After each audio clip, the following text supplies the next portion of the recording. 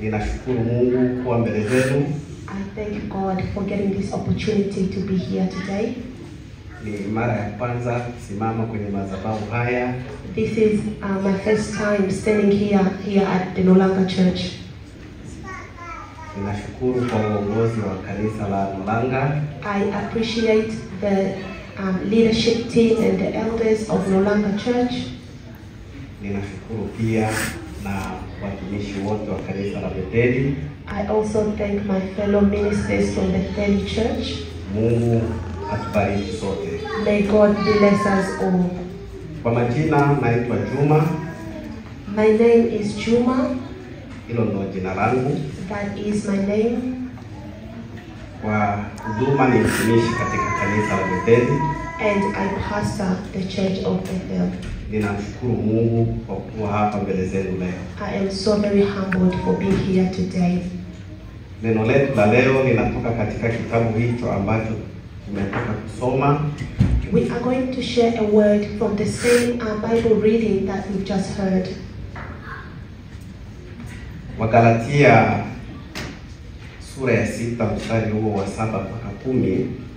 The exact same Bible reading we've just read is what I've also prepared today. Galatians chapter 6 verse 7 to 10. Tutakwenda kuongea kuhusu kuvuna. We are going to talk about reaping.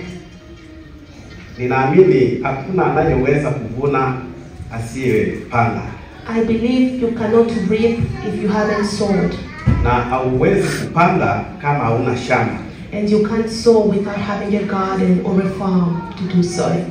Kabla ya kuvuna ni lazima uwe na shamba. Before reaping or harvesting, it's a must you have a farm or a garden. Na ndio maana ukitoka hapo ukienda sehemu mbali kidogo na hapa, So when you go further a bit from here, unakuta watu wenye wako kwenye mashamba. you find people in the farmyards. Na wale watu wanakuwa na majina yao wenye wanaishi huko. The people living in those areas are known as farmers. Hayo ndo majina yao. That's what we identify them as. Sasa wewe usiyokuwa na shamba, So you or I who do not own a garden or a farm, hautaitwa jina hilo. you can't be called a farmer. Bwana Yesu asifiwe sana. Amen. Na wewe usiyokuwa na shamba, And if you don't have a farm, hauwezi kulima. you cannot sow. Na usipolima, And if you don't sow, hauwezi kuvuna. you cannot reap or harvest. It's a process. Ikiwa tunakula leo, If we are eating today, ni wale watu wenye wako mashambani it's because of the farmers ndo wanafanya procedure zile za kupanda mashamba na kuvuna. that go through that whole process of sowing, harvesting, reaping, that whole process. Na akipanda vibaya, And if a step is missing from the process, chakula kinaharibika. there might not be a harvest. Na akipanda vizuri, And if they follow the whole process and the whole cycle, anakwenda kuvuna vizuri. they reap a good harvest. Amen. Amen. Lakini hatutaongea kuhusu hao ndugu zetu wanaoishi kwenye mafama hayo ya mwili. But that was a physical example that I was giving. Bali ninataka kuongea kuhusu kupanda kwetu katika Roho Mtakatifu. But I am talking about sowing in the spiritual world or through the Holy Spirit. Ninataka tuongee kuhusu uzima wa milele. I am talking about eternal life. Chochote kile kilicho kizuri ambacho tutakachopanda whatever good that we invest in now, katika uzima wa milele, in eternal life, ndicho tutakachokwenda kuvuna. is what we are going to reap. Na chochote kilicho kibaya And whatever bad that we sow, ambacho tutakachokwenda kukipanda, or that we are going to invest in, ndicho tutakwenda kukivuna. that is what we are going to reap as Hauwezi well. kupanda hapo utarajie uvune ndizi. You cannot plant an apple tree and expect bananas from that same tree. That's a bit Haitawezekana hiyo. silly. Amen. That is a bit silly. Ni lazima ukipanda hapo, It's a must that when you plant an apple tree, ni vizuri uvune hapo. you are expecting apples from that tree. Na ukipanda ndizi, And if you plant a banana ni tree, lazima uvune ndizi. It is your right to be expecting bananas from that Lakini tree. ukitarajia kupanda ndizi uvune apple, But if you plant a banana tree and then all of a sudden here comes apples, labda hii itakuwa ni maajabu. it's going to be a bit of a surprise.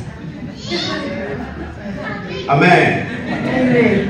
Na sisi And us, kama Wakristo, as Christians, miongoni mwetu tumeacha makazi. among us, we have left our workplaces, our Kuna jobs. watu walikuwa na invitation ya kwenda kwenye mapati, Maybe some of us had invitations to go to celebrations and parties. lakini tumeacha kwa sababu ya Yesu Kristo. But we have left so that we can invest in our ministries and our Inatupasa tupande katika yaliyo mema, spiritual life. So we are investing in the good things. na tukipanda katika yaliyo mema, And if we plant in what is good, tuna uzima wa milele na milele. Amen. we can expect eternal life. That is what we are going to Na do. tukipanda katika yaliyo mabaya, And if we invest in what is bad or plant what is bad, ni vigumu sana kuona uzima wa milele. it is almost near impossible to expect eternal life with God in heaven.